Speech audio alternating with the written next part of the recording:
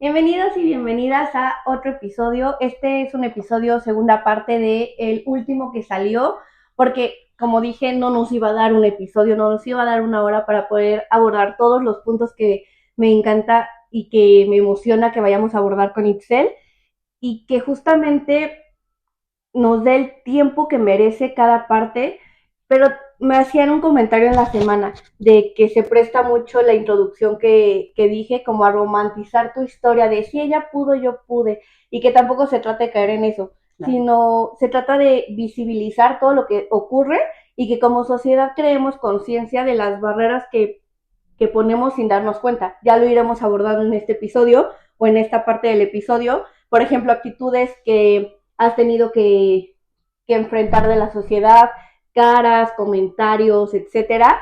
Y más que nada hacia eso va este episodio, hacia el buscar que creemos conciencia de lo que hacemos como sociedad para que dejemos de hacerlo, porque finalmente no es que la inclusión tenga que ser un tema, porque ya son parte de, ¿no? Entonces ellos son parte de esta sociedad, nosotros somos los que nos encargamos de excluirlos y crear conciencia de esto es muy importante. Por eso, como dije, tenemos esta segunda parte con Itzel nuevamente. Gracias porque das el tiempo para venir y platicar y además de darnos el tiempo de abrirnos tu corazón, creo que es lo más valioso y que yo valoro muchísimo porque como ahorita antes de grabar decíamos, una cosa es platicarlo y otra cosa ya haber escuchado que ya estuvo en YouTube, saber que cuántas personas lo estuvieron viendo y así. Y quisiera arrancar con eso. ¿Cómo te sentiste de la primera parte que ya se publicó? Pues bueno, obviamente es como regresar a releer tu historia. De repente le he contado tantas veces que hay cosas que se me olvidan y que de repente digo, en esa parte era importante haber dicho esto o contextualizarlo.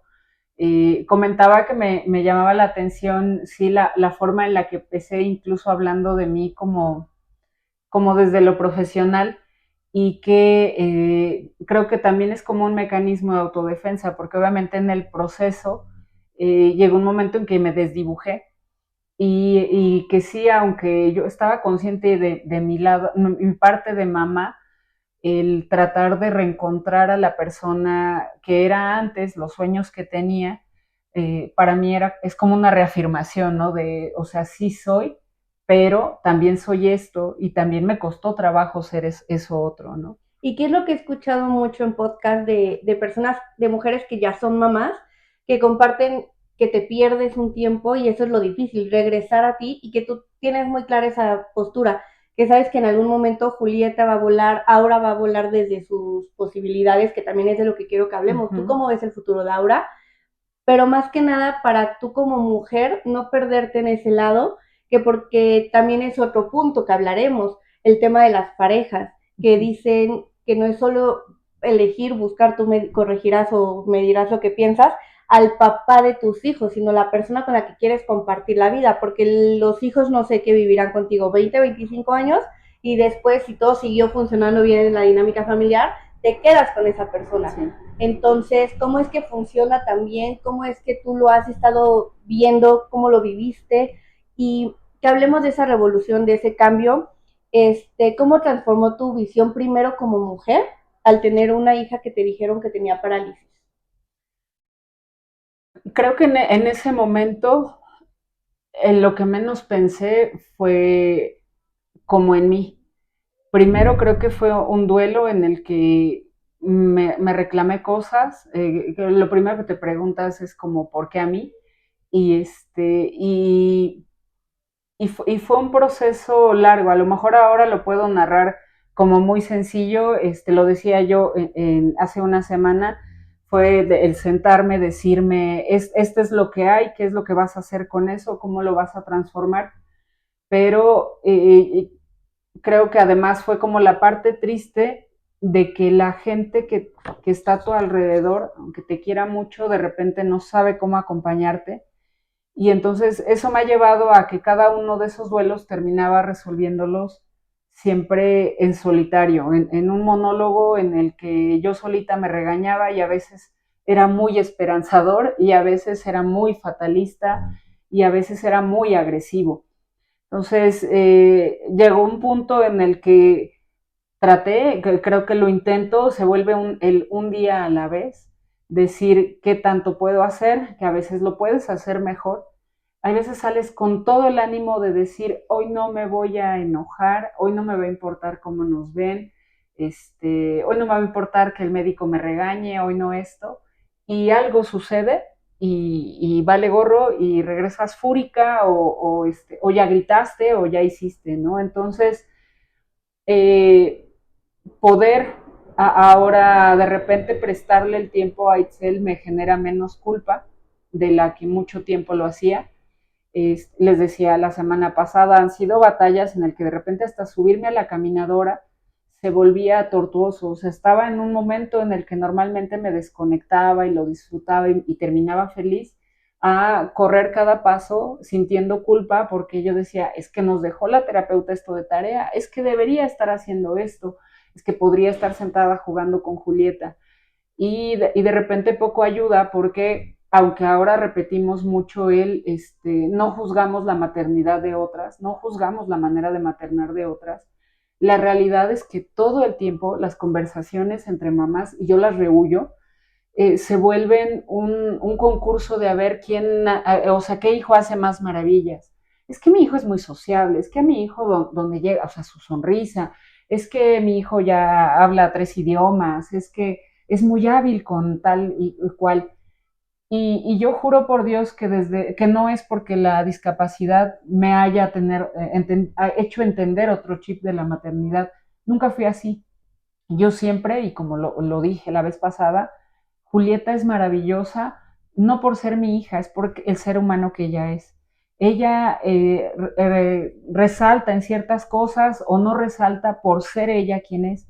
Y en eso yo no tengo mérito alguno. Yo la guío, yo platico con ella, yo la oriento, obviamente las cuido, pero es el ser humano que es así, porque así Dios la mandó.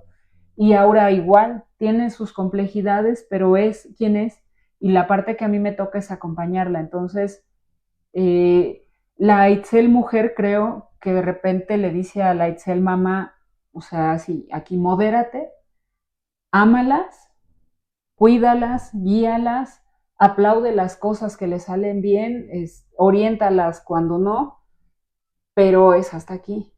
No andes hablando de más, porque de repente no sabes a quiénes alrededor puedes estar lastimando, ¿no? Y creo que eso me hace como que de repente si salgo a algún lado, no ser de las que hablan solamente de sus hijos y tratar de hablar de otras cosas, a lo mejor hasta más banales, ¿no? Hasta de fútbol si quieren, pero como que tratar de reservar esa parte como la parte de la vida que es asumiendo el compromiso que te toca.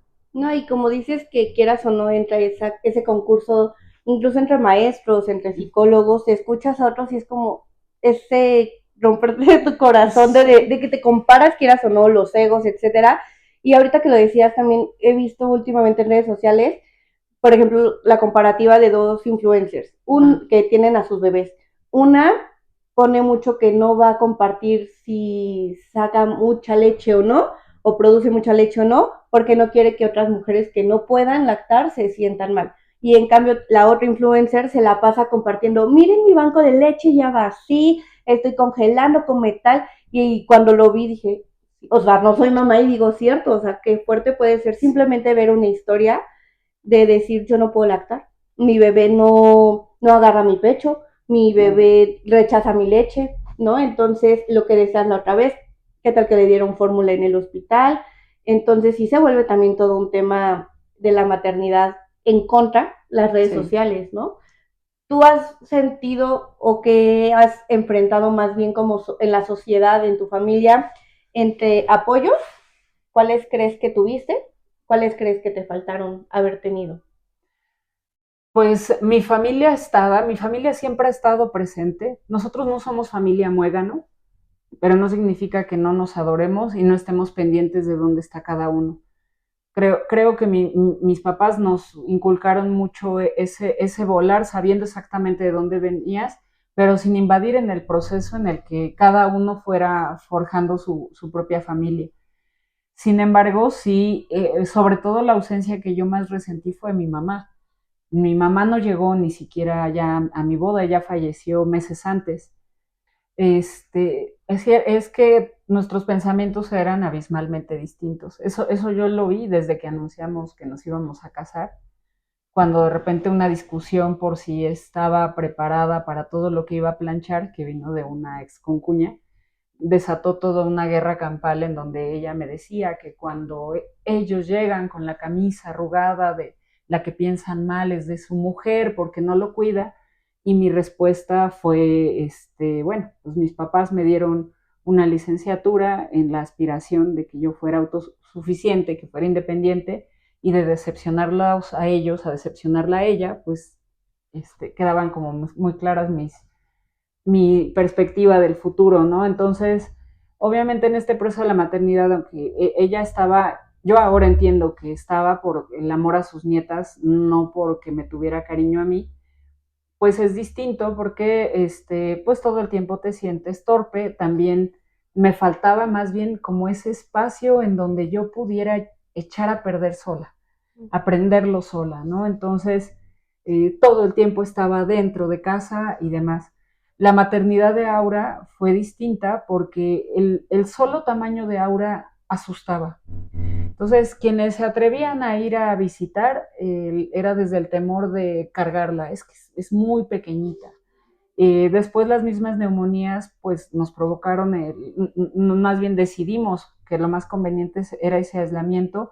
Entonces Aura y yo prácticamente no salíamos, y entonces ahí tuve esa maternidad que yo quería en solitario, donde yo pudiera hacer y demás.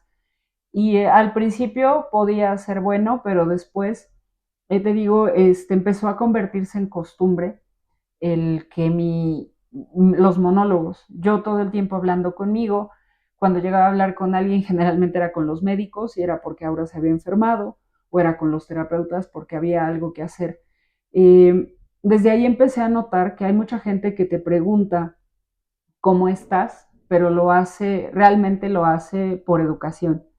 Porque en el momento, y sobre todo con quienes tú tienes la confianza y tú les quieres contar más allá, inmediatamente como que cambia su cara. O sea, se supone que todos debemos de compartir no solo cosas bonitas, entonces no hables como de lo desagradable, o te cierran siempre diciendo que pues que Dios tiene la última palabra, o pero tú vas a poder porque tú eres muy fuerte.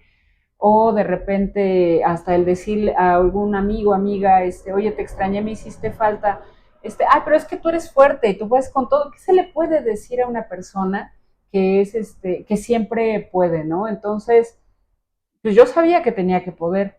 Lo platicaba incluso hace unas semanas cuando, igual un estudio de Aura no arrojó a lo mejor lo que yo esperaba, y que el comentario era, ¿no? Bueno, son respuestas, es camino, hay cosas que hacer. Sí, yo tengo claro qué tengo que hacer, que tengo que estar consciente, pero a veces quisiera que me den el chance de blasfemar, de decir groserías, de quejarme, de llorar, que tanta falta me hace, y ya sé que al día siguiente tengo que volver a hacer y volver a estar lo más objetiva y lo más concentrada para tomar decisiones. Pero, pero poca gente sabe acompañarte en ese proceso en el que tú solamente quisieras decir renuncio, aunque sepas que no vas a renunciar. Uh-huh. Entonces se volvió un camino muy, muy solitario.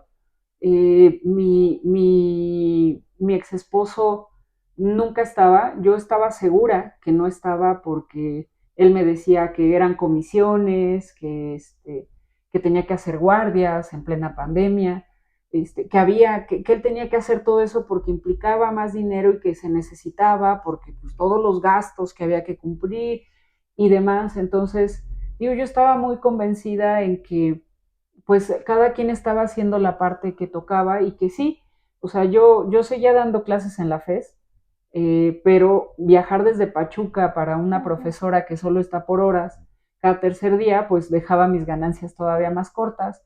Pensar en un segundo trabajo era impensable. En ese momento había que priorizar la atención de Aura, y eran batallas que yo estaba segura que nadie podía hacer más que yo y compensarle en algo el tiempo a Julieta. Entonces, todo eso como que me fue desdibujando porque sentía pues que era útil, era una cuidadora, nada más. Y como solo mi conversación era conmigo misma, pues nadie estaba para decirme, no es así, Itzel. Entonces, yo creo que de faltar apoyos, me faltó la presencia de esa red de apoyo real para yo poder decir lo que realmente estaba pasando por mi cabeza. Tengo aquí dos preguntas. Una, ¿en qué momento fue que te diste cuenta de ese no es así como tú te lo estuviste diciendo todo ese tiempo?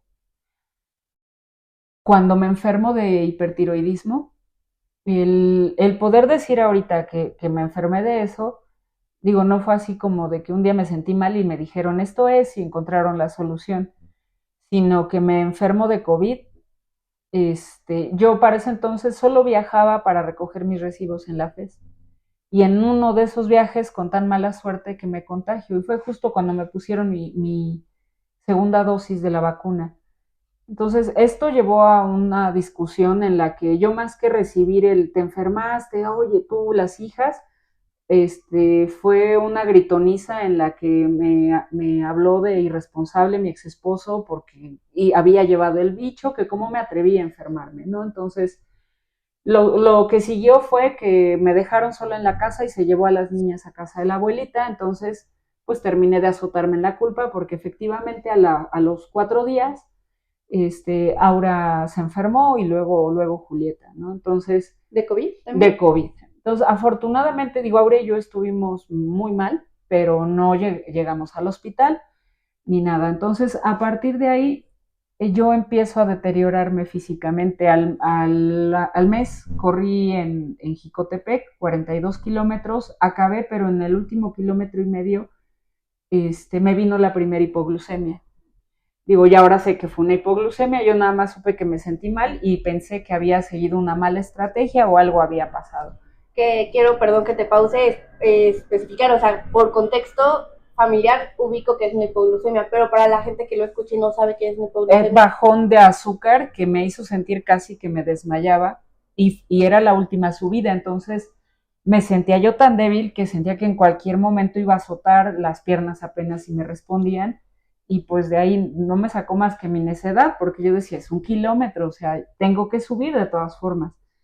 Entonces, a partir de ahí, yo de tener esa resistencia física, llegó un punto en el que caminar me era sofocante, correr era impensable y todo el tiempo, eso sí, a la menor cosa yo tenía que correr al baño, o sea, todo el tiempo tenía diarreas y luego colitis y así.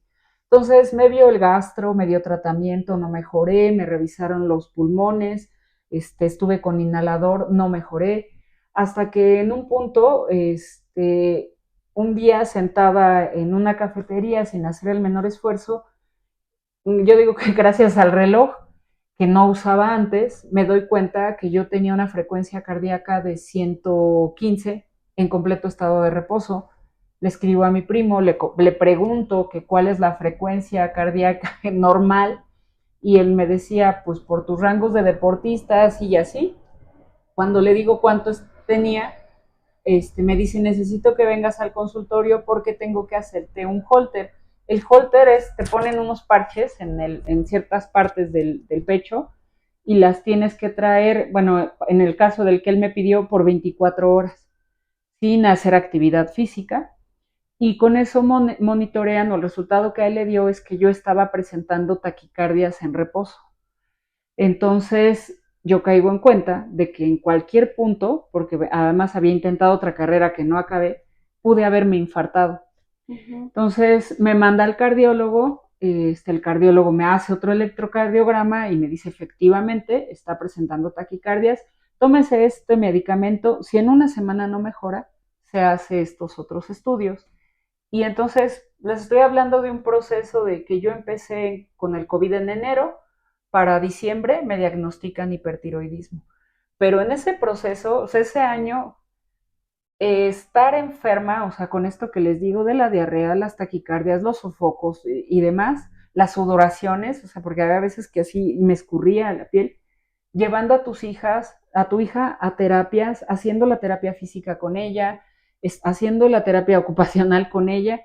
Entonces, cada mañana era repetirme que tenía que hacerlo, aunque yo no me sintiera físicamente bien, más allá de que no podía correr, que era mi terapia, ni mucho menos. Entonces, cuando yo me enfermo y empiezo de repente a recapitular lo mal que me sentí, que nadie se preocupó de si yo comía, qué comía, o que estaba, yo normalmente ando en un rango de 62 kilos y llegué a pesar hasta 58, que nadie se dio cuenta de cuánto bajé de peso, que se me estaba cayendo el cabello, que estaba deprimida, eh, cómo llegaba a las consultas, cuánto estaba pagando de consultas, porque les digo, yo no trabajaba ya como antes y que nunca se me preguntaba, empecé a darme cuenta de que yo no importaba, o sea, solo importaba si yo dejaba de hacer. Y cuando yo dejaba de hacer, la respuesta era, se las llevo a mi mamá, o sea, nunca era, estamos aquí los cuatro y vemos qué se necesita. Yo me recuerdo en una neumonía de Aura, yo con fiebre, enferma de las vías respiratorias, cuidando a mi hija con fiebre en el hospital. Entonces empecé yo a recapitular todo lo que había pasado y empecé a ver las inconsistencias de las historias que mi ex esposo me contaba. Y yo no quería pensar mal porque yo recordaba cómo me gritó cuando me contagié de COVID y yo decía, no creo que ande paseándose por otros lados, o sea, con esa preocupación del COVID. Pero bueno, el caso es que cuando ya llegó el endocrinólogo y empiezan a controlar mis niveles, me empieza a hablar el del yodo radioactivo. Yo voy al ISSSTE, me dicen en el ISSSTE, sí le podemos dar el yodo, señora, pero tiene que pasar un año en remisión y si se vuelve a enfermar, se lo damos. O sea, antes no se lo podemos dar. Entonces, la única opción que quedaba era que yo lo pagara. Eran 15,000 pesos que yo no tenía y entonces intenté por el seguro del trabajo y pues no porque soy de asignatura. Dije, mi papá no, pues mi papá no, mi hermana tampoco puede. ¿Y yo qué voy a hacer? Entonces, al ver después de una semana que me vio llamar a medio mundo, me dice, yo te doy el dinero, pero necesito la factura. O sea, si no hay factura, no. Entonces, afortunadamente se pudo la factura, pagó él el yodo, me dan el yodo, y pues ya a partir de ahí yo empecé a mejorar, pero incluso en este proceso del yodo te piden ciertas condiciones de seguridad para los demás. O sea, que no podía estar una semana cerca de mis hijas ni nada porque tu cuerpo está sacando esa radiación y entonces tienes que exponer a la gente innecesariamente, y sobre todo en el caso de Aura, alterar su tiroides incluso. Entonces, nunca hubo la pregunta de cómo te vas a regresar, oye, no te vas a sentir mareada o te va a generar otra cosa, nada. Ahí la que se ofreció fue mi hermana y más bien ya yo, por no exponerlas, decidí solucionarlo por mis propios medios, pero yo pasé mi enfermedad sola, todo el proceso después, entonces a partir de ahí me modifican la dieta porque a ciertas horas no puedo comer yodo, aparte pues tenía que cuidar mi alimentación si yo pretendía volver a correr y en ese proceso de sanar empezó a ser más marcada, o sea, empecé yo a ser más insistente con la cuestión del divorcio y entonces conforme empieza ese estira y afloja porque él no se quería divorciar, empiezan a haber episodios en los que es, yo te cuido, o sea, compro para todos, y episodios en los que solo compro para las niñas, y enfatizándolo, te traje esto, y Julieta, y le traje esto a Aura, y así, todas las compras específicas para ellos, y entonces yo tuve que empezar a generar los mecanismos para yo empezar a cuidar mi alimentación y tener mis propias cosas para comer dentro de la misma casa. La red de apoyo, que no se le puede decir red de apoyo a la red que tenías, pero por poder identificar o clasificarlo de alguna forma. ¿Qué decían ellos respecto a todo esto de tu enfermedad? Me decías al inicio comentarios que hacían tu cuñada de planchar las camisas. esa fue la segunda pregunta que tenía desde hace rato. O sea, ¿qué te dijeron o qué se les ocurrió que era oportuno decir cuando sabían que Aura, o cuando se enteraron que Aura tenía parálisis? Ellos son una familia, digo, muy respetable, pero yo crecí muy diferente. En mi casa todo se hablaba. En mi casa si había una diferencia entre alguien, nos sentábamos los 5 y se resolvía. En ellos, en su dinámica hacia las esposas, digo, porque ellos es la mamá, es viuda y los 3 hijos.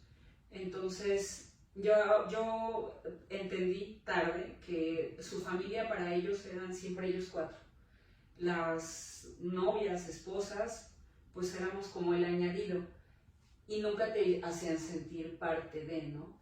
Entonces, la relación aparte nunca fue como cordial hacia las novias, ahora ya entiendo que también ex esposas, porque aparte de todo yo era la que iba de la Ciudad de México y ellas eran las chicas que eran, una es de Meztitlán y la otra creo que de Otumba, algo así. Entonces, para empezar, o sea, yo era como, aparte, mi forma de ser siempre he sido tan expresiva, supongo que rompía con eso. Entonces, eran cordiales, pero nunca les caí bien.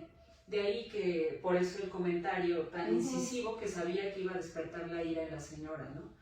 Entonces, para cuando nace Aura, en mucho en ellos, les digo, de repente la inconsciencia, yo al principio, o sea, cuando no puedo amamantar luego Aura, el cuerpo detecta que el bebé ya no está y empieza a producir leche.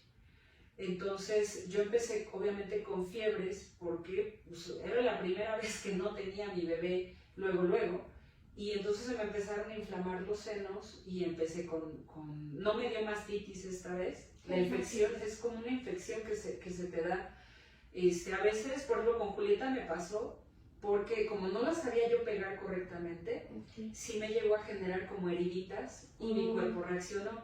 En el caso de con Aura era porque se estaban constipando de leche y yo ya necesitaba empezar a sacarla, pero pues yo no lo había entendido. Entonces yo recuerdo muy bien que llegan a visitar con el ramo de flores y tú así como de, pues que mi bebé no está, mi bebé estaba durmiendo sola en el hospital, yo me sentía de la fregada y ellos ahí, o sea, queriendo platicar, ¿no? Así. Ya, de alguna forma lo habían hecho cuando nació Julieta, la primera noche que llegamos a la casa, recién salidas del hospital, o sea, se ponen a cenar y eso es lo de menos, sino que lo que se les ocurre cenar es pambazos, garnachas y todo. Yo ya me había subido a acostar con mi bebé, estaba intentando dormir porque en el hospital no duermes y porque además es nuevo dormirte con alguien aquí. Y entonces empieza, ¿no? Itzel. O sea, si no contestan, pues la gente está durmiendo, pues hasta que no contesté no dejaron de gritar, ¿no? Entonces, eran como ese tipo de cosillas. Ya cuando llegó Aura, del hospital nos dijeron, ¿no? Que 0 visitas, que tal. Entonces fue un poco como contener, que no fueran. Y después, en realidad, la comunicación de repente se daba con la señora. Ella es como el portavoz, la que va y le cuenta a un hijo y le cuenta al otro. Cuando se dieron los episodios, yo les decía la vez anterior, él me pegó en el 2016. Esa vez yo cometí el error tonto de, después de llamar al 911, llamar a la mamá llega con el hermano y la esposa, le dan lana a la patrulla para que se vaya y no se lleve a nadie. Entonces, su modo de estar era como controlar que nada pase. El decirme, ¿no? Es que si tú lo acusas, se va a quedar sin trabajo y entonces, ¿cómo va a mantener a tu hija? Si supiera yo, o si hubiera visto una película al futuro y viera que de todas formas no mantiene a sus hijas, hubiera dicho, pues que se lo lleven, ¿no? Siempre aminorar, o sea, hacerte sentir como que te estoy acompañando, pero no soy incondicional contigo. Entonces, ese siempre fue el rollo. Entonces, cuando él me dice, por ejemplo, no, ya la van a dar de alta en el CRIP, que se vaya a un camp, pues yo obviamente le hablé a su mamá y me dice, ay, no, sí, es que está mal, no, sí. No, yo te agradezco, Itzel, que tú sigas buscando y todo, y todo queda como en el agradecimiento, porque ya ves que a él no se le puede decir nada, porque es el hijo más explosivo, por este tipo de situaciones, ¿no? Entonces, en realidad, siempre fue como un rollo de llevar la fiesta en paz entendiendo que ellos no iban a estar para mí. Y hasta ahí estaba bien. Yo decía, bueno, yo veo que las adoran.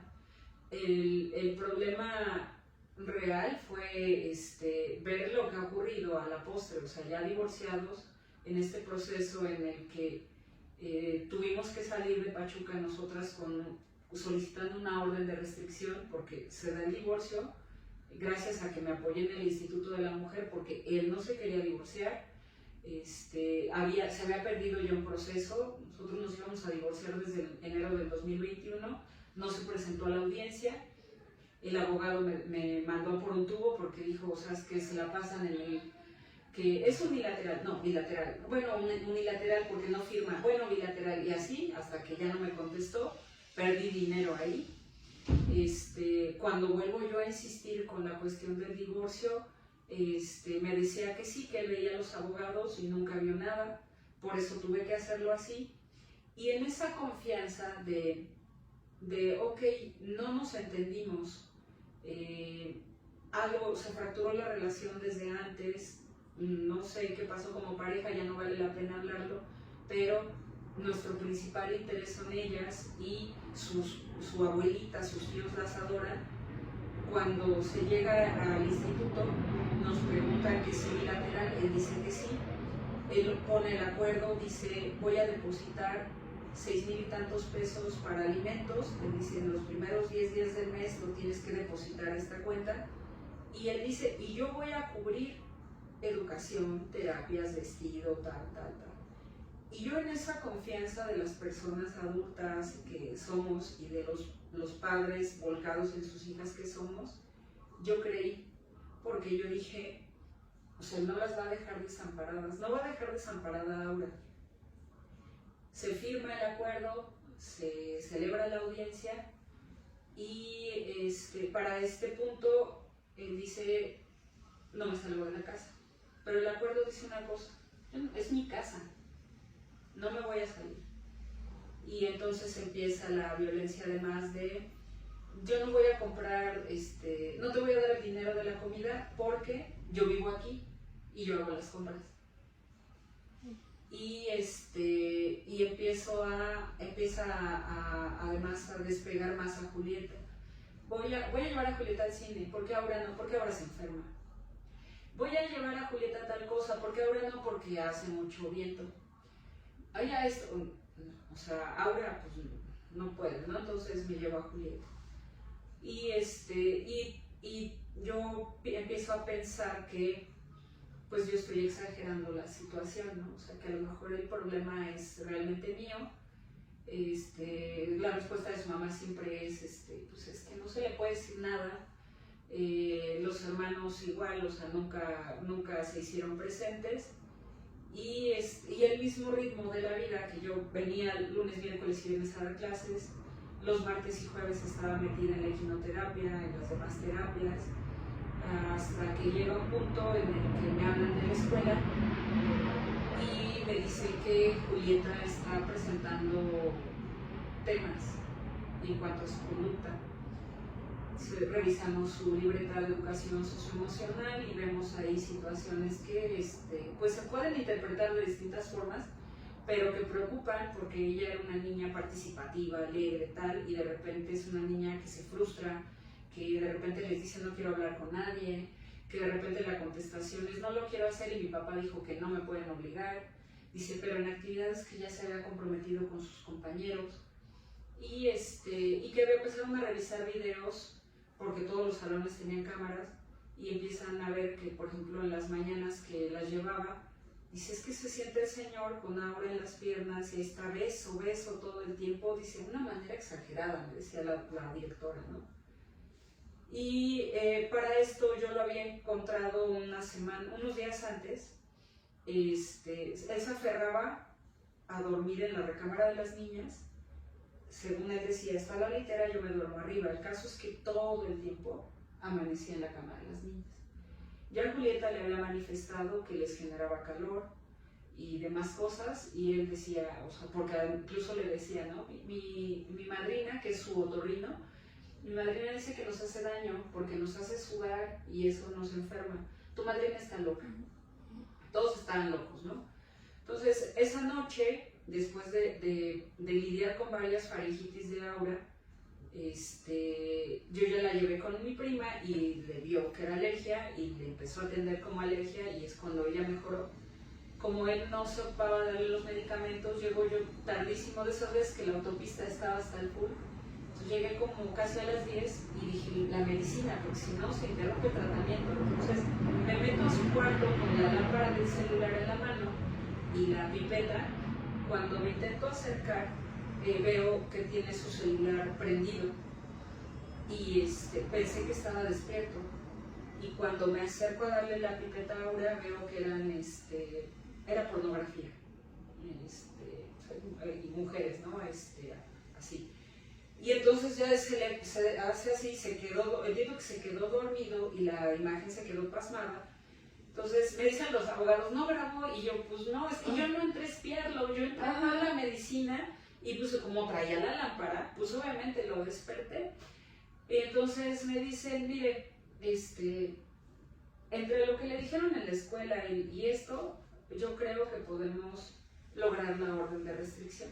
Nos fuimos al MP, nos la hicieron cansada.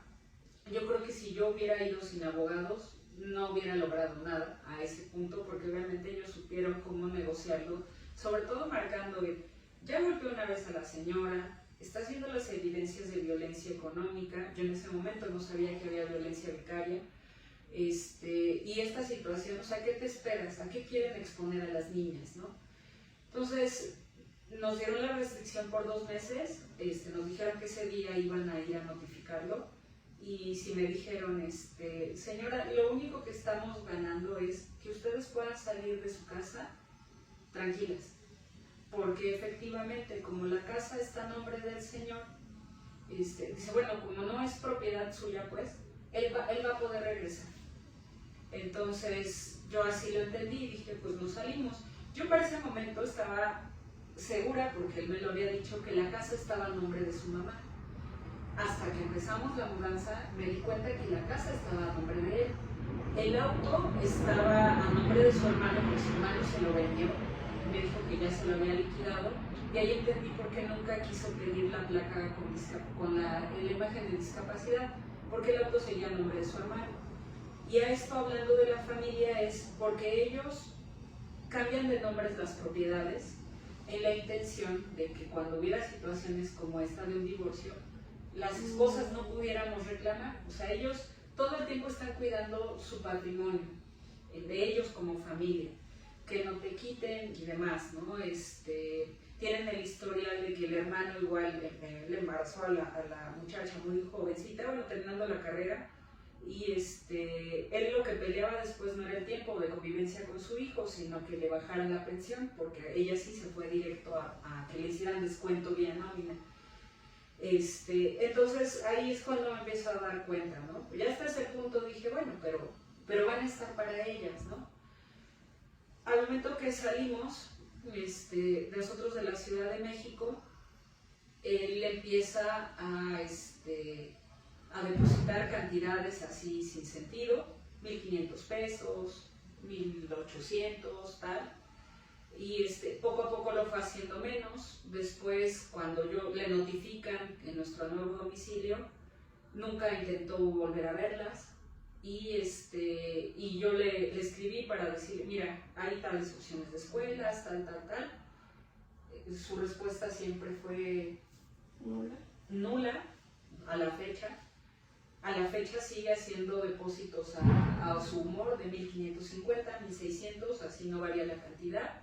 Algunos los ha hecho en el sistema de pensiones y hasta este momento su familia han cruzado los brazos. Su abuelita ha venido a verlas. Su respuesta en algún momento cuando le comenté hace un año que estaba ahora sin escuela fue, voy a hablar con él. En Día de Reyes preguntó que si ya tenía, que si le podía mandar las cartas. Yo asumo que para comprarlas, ¿no? O sea, siempre la idea de, les puedo comprar cosas a ellas, que sé que son de ellas, pero no te voy a dar dinero aquí porque no me vayan a estar poniendo uñas o arreglando las cejas o cualquier cosa. o vaya a ser para mantener a mi nueva pareja, ¿no? O sea, Dios los libre. Entonces, porque además son muy católicos. Entonces, ellos están, dicen que las quieren, pero no están. O sea, tiene que ser en sus condiciones, a su forma. Entonces, pues, cosas que yo no entendí en su momento, pero que ahorita puedo ver desde afuera en toda la película completa. Oye, aparte, se me hace súper contrariedad que tenga orden de restricción, haya tenido orden de restricción, pero le notificaron el nuevo domicilio porque, pues, ese es un riesgo también, ¿no? O sea, entonces, ¿para qué le ponen una orden, pero le van a notificar dónde van a estar viviendo? Como que sí es de los absurdos que todavía hay que trabajar porque se cambie, ¿no? Sí, hay vacíos legales terribles. Por ejemplo, les digo que yo acudí al Instituto de la Mujer pensando, es el Instituto de la Mujer, me van a orientar de manera adecuada, tal, tal y tal. Y en la confianza, o sea, yo hasta ese punto yo creía en él, en una persona de una cierta forma, creía que eran diferencias de pareja. Sin embargo, en el proceso en el que ya sale la audiencia y todo, su escuela entra en paro. Y entra en paro, como muchas ahorita, por temas de violencia de género y de acoso a estudiantes. Y entonces ya salen los vendederos. Fue como un escándalo porque en Pachuca ninguna escuela había entrado en paro en esas condiciones y por tantos meses. Yo me fui a asomar a los tendederos, algo me decía que lo hiciera, y pude tomar fotografías ahí donde lo acusaban a él. Y sobre todo el que más me brincó, porque además empecé a seguir el movimiento en redes, cuando empiezan a hablar de él y su pareja sentimental, que es otra profesora de ahí de la misma escuela, y que resulta ser con la que yo me había enterado 10 años antes, cuando nació Julieta, que me había engañado.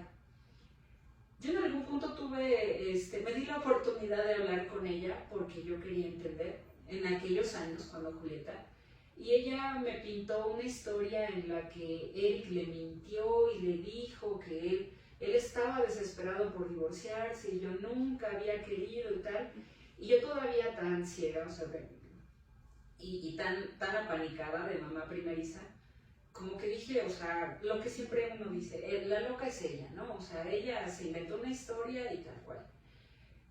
Cuando vuelvo a ver su nombre me quedó claro, ¿no? Dije, son tal para cual. ¿Ella también por acoso? Ella sí que acosaba a los alumnos con su pareja, o sea, que se ponía a echar novio en la clase y que dejaba que Eric torturara a los alumnos y demás.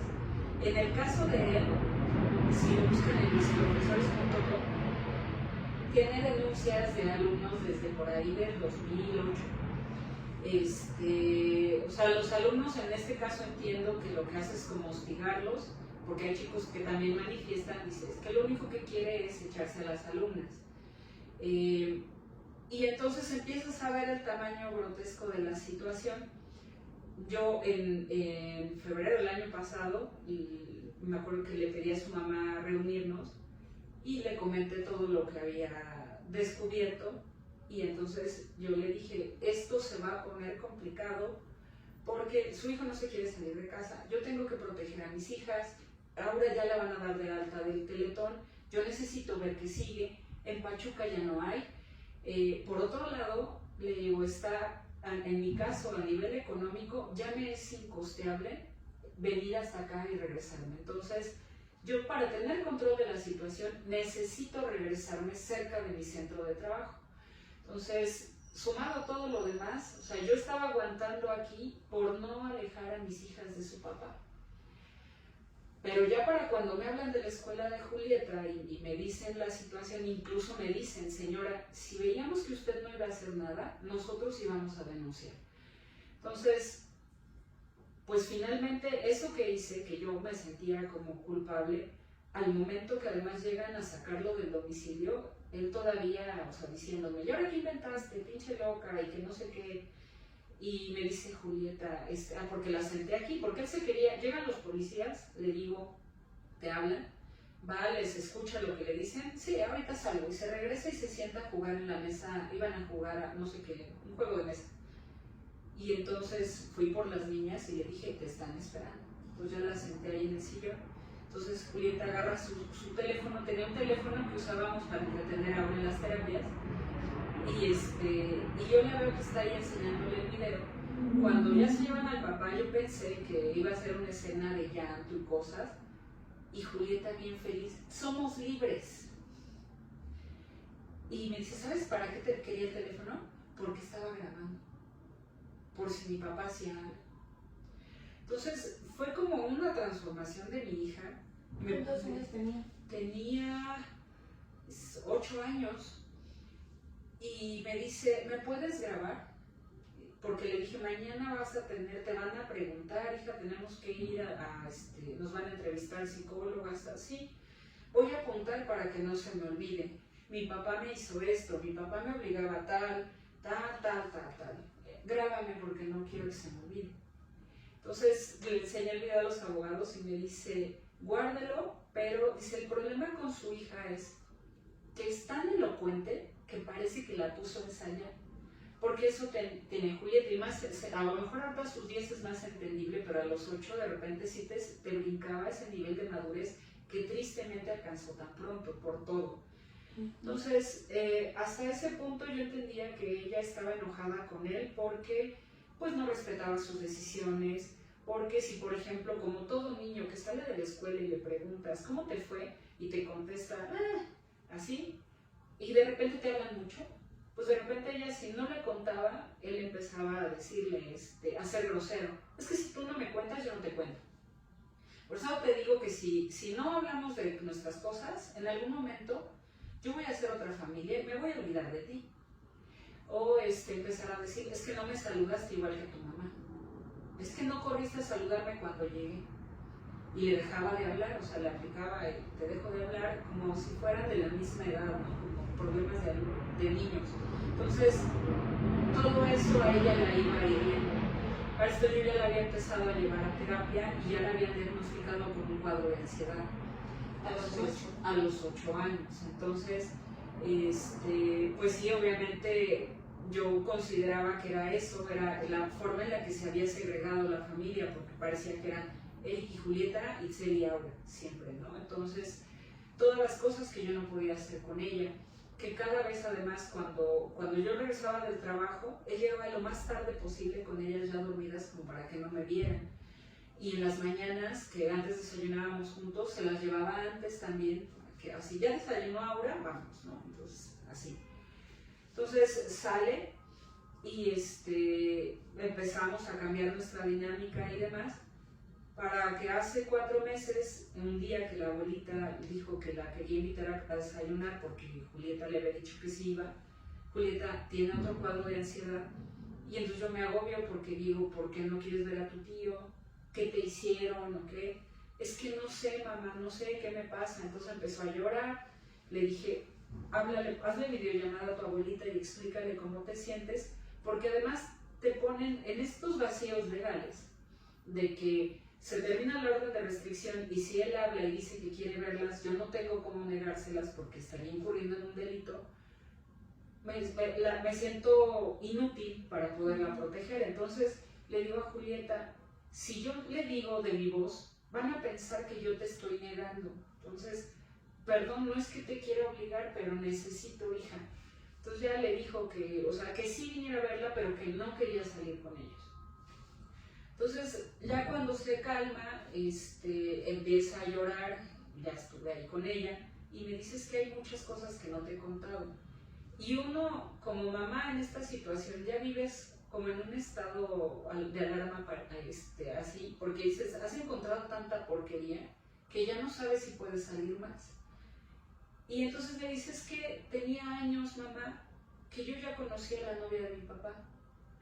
Y me llevaba a su casa y nos daba de comer. Y ¿te acuerdas el viaje a Veracruz que nos llevó mi papá? Pues íbamos con ella y con su hija. Es que mi papá me inscribió a un curso de coro y me dijo que no te dijera, porque iba con la hija de Erika. Y tuvimos un recital.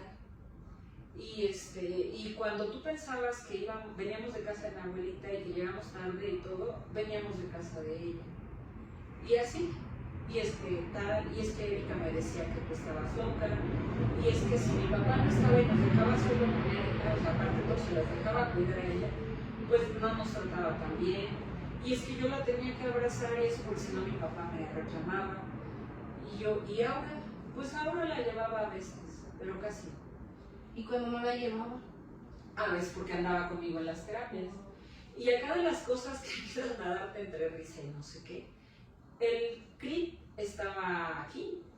Ella, la nueva novia, estaba cruzando la calle, el camellón, la calle, por acá, el fraccionamiento de aquí. La carretera estaba de ahí como a 1,5 kilómetros. Muchas veces yo tuve que salir con mi hija porque nunca había taxis afuera del CRIP, cargándola bajo el sol, bajo la lluvia, bajo el viento de Pachuca, por ahí, porque pues yo carro no tengo. Ahí bajo el sol, y te pones a pensar que ahí enfrente estaba el auto estacionado cómodamente mientras él pasaba tiempo con la novia, ¿no? Entonces me decía en algún momento Julieta, ¿no?, que si me enojaba, le digo, yo hace mucho tiempo que dejé de estar en esa relación, hija. Yo en el momento que enfermé, cuando me preguntabas, ¿en qué momento te das cuenta de todo eso? En el momento que toqué fondo, y me recuerdo, esa vez sí me recuerdo llorando y diciendo, bueno, o sea, me mandaste a Aura como la misión que tengo que hacer, digo, no porque haga menos a Julieta, pero porque es la que más inversión de todo requiere. Necesito estar sana para que pueda hacer eso. Y necesito estar bien, entiendo que tengo que cambiar cosas. Empecé a asumir que estaba sola, dije, ok, estás sola, Itzel, pero te tienes que cuidar por ellas y luego por ti, por lo que sea que siga. Entonces decía yo, hija, yo dejé de estar ahí, hija, me duele por pensar que tengo 2 hijas y que una tiene en sus manos la posibilidad de hacer lo que ella quiera. La otra nos está costando, pero puede ser. Pero tú estabas bien. ¿Qué necesidad había de hacerte tanto daño y de meterte en situaciones? Me duele pensarte sintiendo, estoy traicionando a mi mamá, le estoy ocultando cosas, le estoy mintiendo. Y tan chica. Digo, lo que ella te haya dicho de mí no me importa, hija, porque de uno sabe lo que es. Y una mujer, imagínate, cuando ores por tu papá, agrégale oraciones a ella, porque imagínate qué tan dañada está una mujer en su autoestima que mete a un hombre casado a convivir en su casa con su hija. ¿Qué ejemplo le está dando? ¿Qué valores? ¿Qué todo? O sea, qué bonito que soñaran con la familia feliz, pero hay formas de hacerlo, ¿no? Y no se vale. Entonces, en este punto de esta violencia económica en la que él nos ha metido, dejó de pagar la psicóloga de Julieta, porque supongo que también piensa que o sea, yo le estoy diciendo que le diga que trabaje. Es rara la vida porque estás ante la indefensión de lo legal. Mi proceso obviamente es más tardado porque ahora todo el mundo me dice, es que ¿por qué no le descontaron desde el principio de la escuela? Porque yo confié, porque yo no sabía que me estaba divorciando de una persona tan nefasta. Yo confié en la persona que yo creí que era, ¿no? Entonces ahorita me dicen los abogados, de lo que acordó, o sea, si desde el principio hubiera sido por descuento y porcentaje, señora, fácil, pero el problema es que hay un acuerdo. Entonces primero hay que lograr que se decida a descontarle de su salario los 6,000 y tantos pesos, que también, o sea, voy a hacer fiesta con ello, ¿no? Y luego que se logre transformar un porcentaje. El problema en el que estos vacíos legales meten a las muchas mamás como yo es, págale a los abogados para lograr que te den el dinero. Entonces, ¿cómo le pago a los abogados si no me está dando el dinero?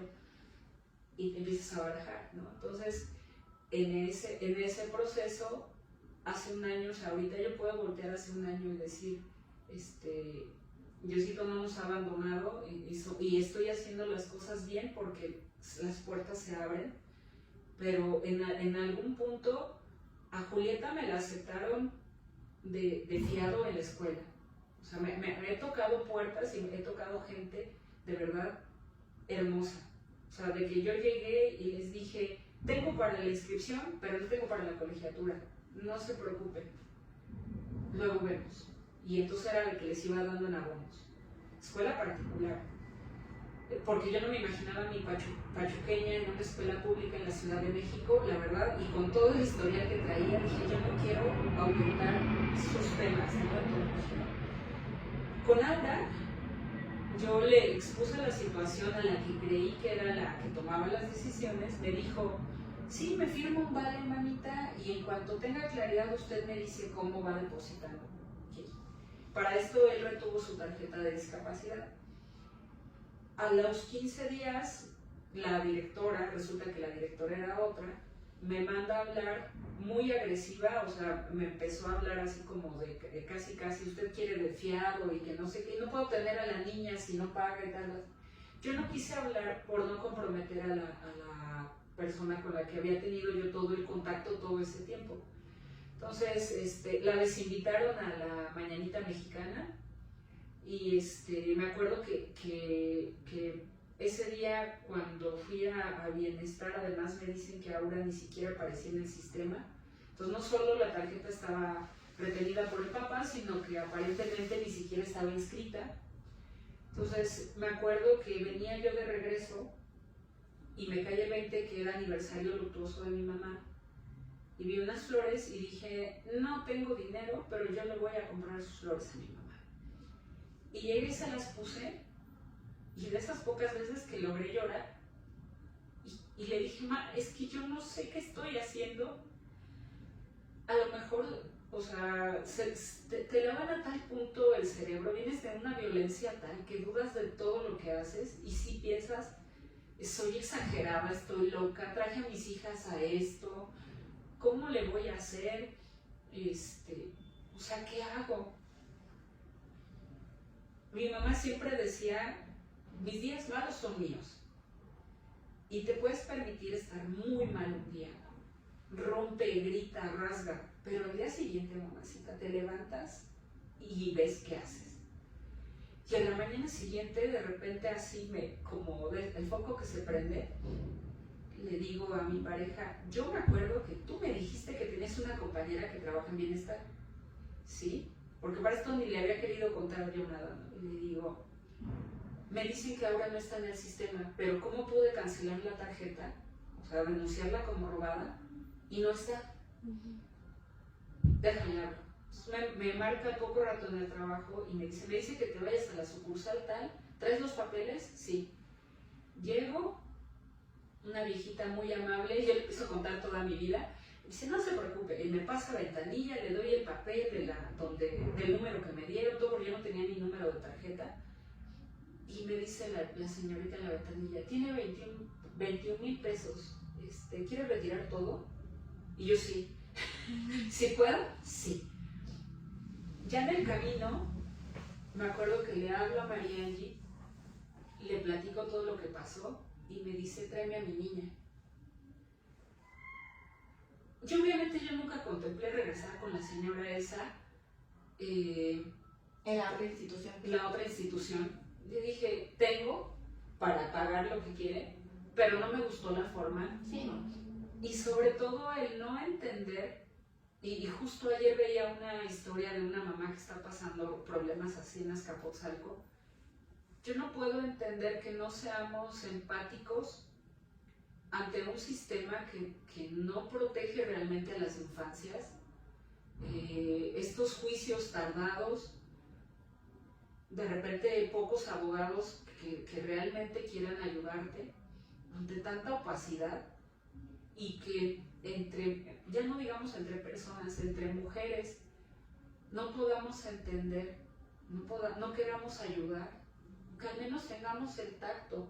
¿No? Yo puedo entender que sí es una institución pública y esperan que pague si es así, pero las formas, ¿no? O hasta el decir, yo ya había pagado su Mañanita Mexicana y decir, yo le aviso cuando la traiga, ¿no?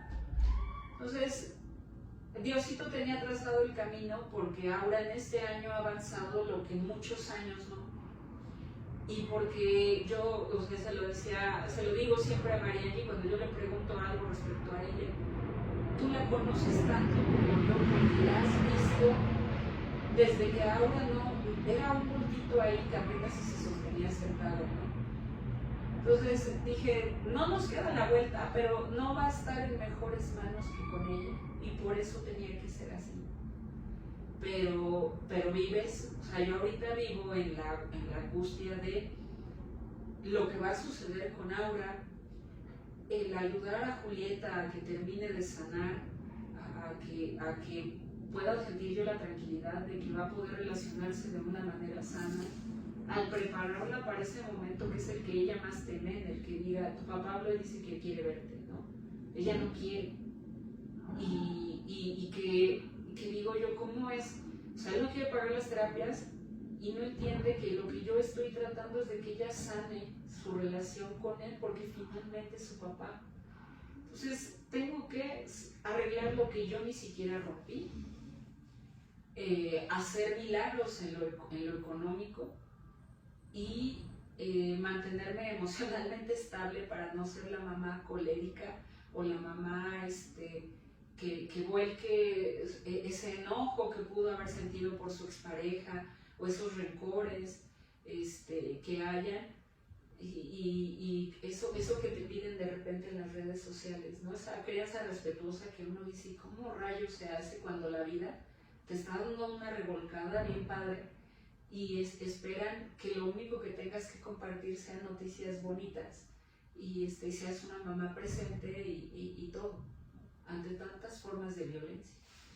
Sí, está muy complicado todo este proceso que bien decía al inicio, como sociedad no nos damos cuenta, no nos ponemos a pensar en el otro y vivimos como que muy individualizados en nuestra vida, nuestra rutina, y se nos olvida que hay más personas, y en parte es también por este camino fácil de querer evitar la angustia o de querer evitar la corresponsabilidad que tenemos entre todos de ser una mejor sociedad, más empática.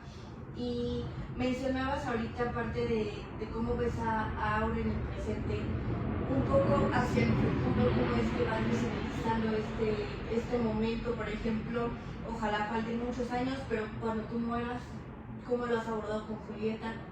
¿Qué va a pasar con Aura? ¿Cómo lo ves? Pues lo hemos platicado, digo, yo lo tengo muy presente, trato de hablarlo con Julieta sin que ella sienta que es como un cambio de mochila. Yo nunca he sido con ella de cuídala, hazle, ni mucho menos. De repente había ocasiones en las que sí, por ejemplo, si como vivíamos las tres prácticamente solas durante la pandemia, si yo me tenía que bañar, tu hermana está en la cuna, y les dejé juguetes en la cuna, entonces se metían a jugar, les ponía películas y todo. Pero a pesar de que nunca ha sido así, finalmente Julieta sí se preocupa mucho por el de al lado. Entonces, en su escuela, por ejemplo, cuando llegaron a coincidir en la misma escuela, ella decía, qué bueno, para que yo pueda cuidar a Aura. No, hija, tú tu salón y Aura su salón. Y me encantaba que los recreos no coincidían, entonces no se veían. Pero en ella más bien es un recordatorio de, yo soy la mamá, o sea, tú eres su hermano y tal. Entonces siempre se me adelanta y otra vez me la regreso. No, hija, no es así.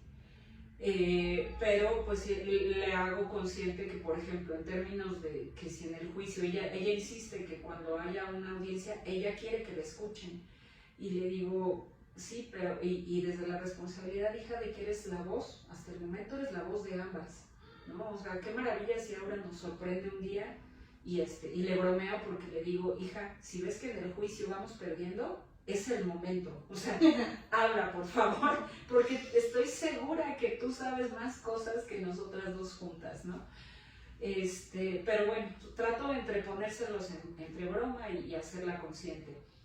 Mi agobio, y precisamente en estas cuestiones legales, es justamente eso. Yo, gracias a Dios, no solo logré retomar mi sueño de volver a estudiar, de estar haciendo un doctorado, porque me ayuda para mi trabajo y porque me gusta. Además tuve la enorme bendición de que sin haber sido la razón, se llevó una beca. Y esa beca a nosotros nos dio un respiro, porque la veíamos así, a la soga al cuello. Pero cuando de repente me dicen, pero tú puedes sacar a tus hijas, tú no te, o sea, ¿para qué le estás peleando? Ya ni le veas la cara, y estas cosas que dicen, por favor no las diga, no se trata de que uno no pueda. Uno puede porque tiene que poder, pero no es justo, sobre todo porque en este caso, o sea, justamente mi batalla es, yo necesito dejar un cierto respaldo económico para que no se les corten las alas a ninguna de las dos. Qué bonito sería, o sea, si, aunque Julieta dijera vamos a vivir juntas y nos vamos a cuidar, yo no quisiera que ella se tuviera que encontrar con esa disyuntiva, incluso en el pensar, pues si ella decide hacer vida en pareja, no va a ser tan padre para la pareja que le diga, siempre viene mi hermana, ¿no?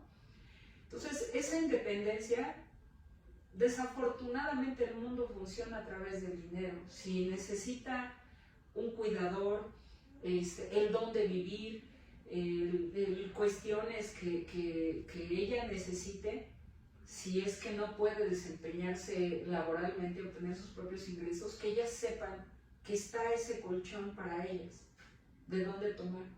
Que no sea la responsabilidad económica sobre Julieta, que ahora nunca se sienta una carga y que sepan que está eso ahí, que tienen un patrimonio para ellas.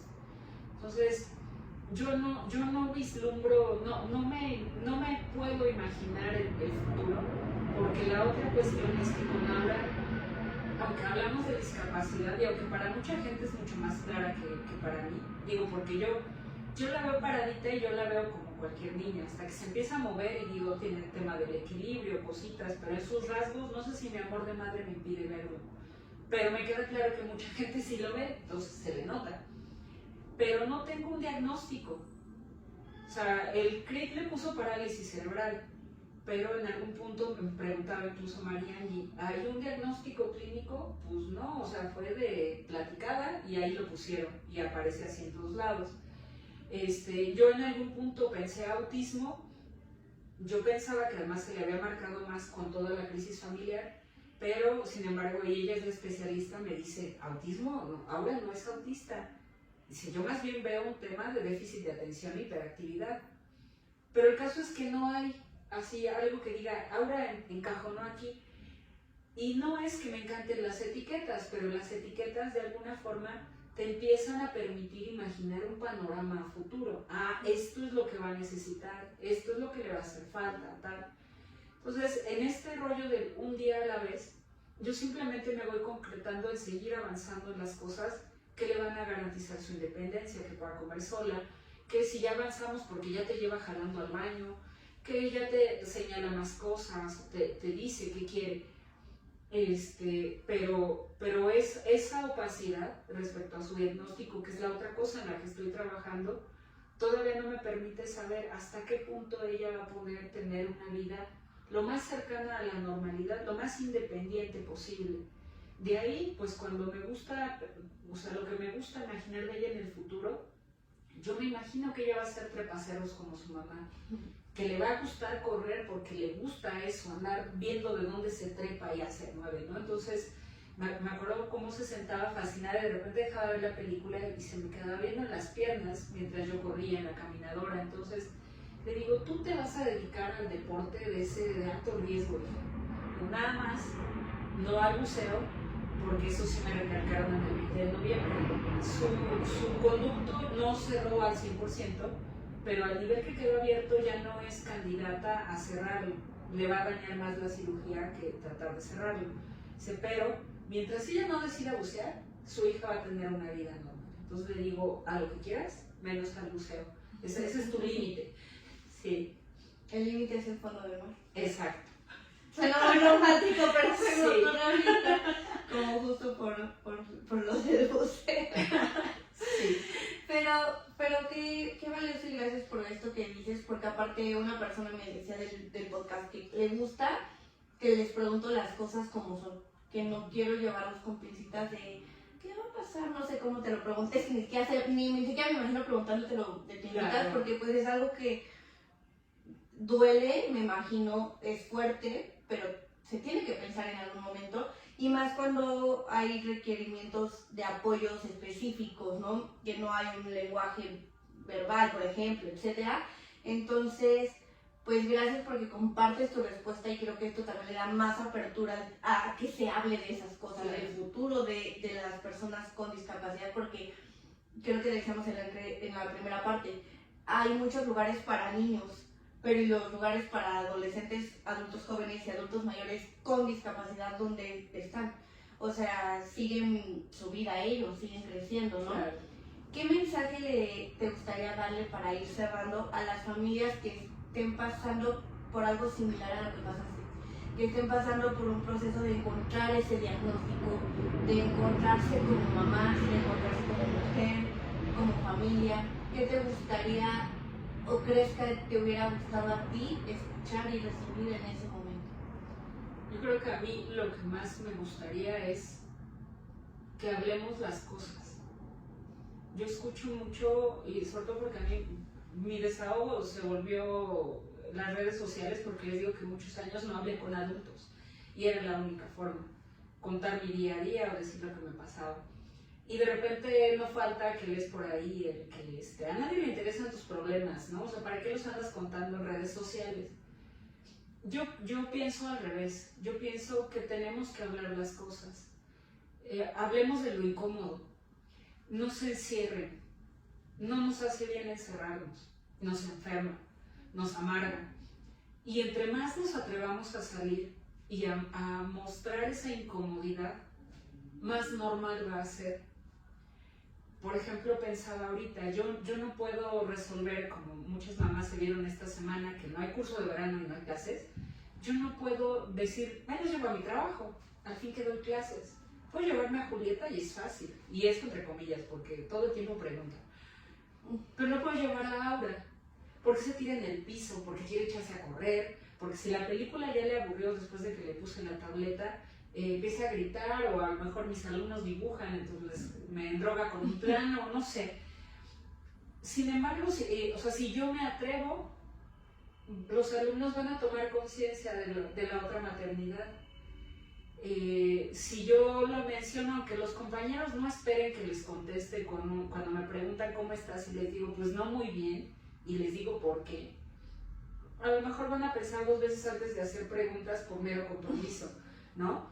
Entonces, hablemos las cosas, salgamos, enseñémosle al mundo que hay otro tipo de familias, que hay personas que necesitan otro tipo de cosas, que la empatía no sea platicada nada más con casos hipotéticos, sino porque es algo de nuestro cotidiano, para que se nos quite el miedo. Les decía yo la sesión pasada, a mí me costó mucho trabajo atreverme a salir, me cuesta trabajo hacerme de la vista gorda cuando ven raro a mis hijas, bueno, cuando ven raro a Aura. Hay cosas que cuestan, pero cuando nos atrevemos vamos abriendo la brecha para todos los que vienen atrás. Y incluso en esa maternidad deseada, cuando decidamos quiero ser mamá, vamos a entender que hay una gama infinita de formas de ser mamá.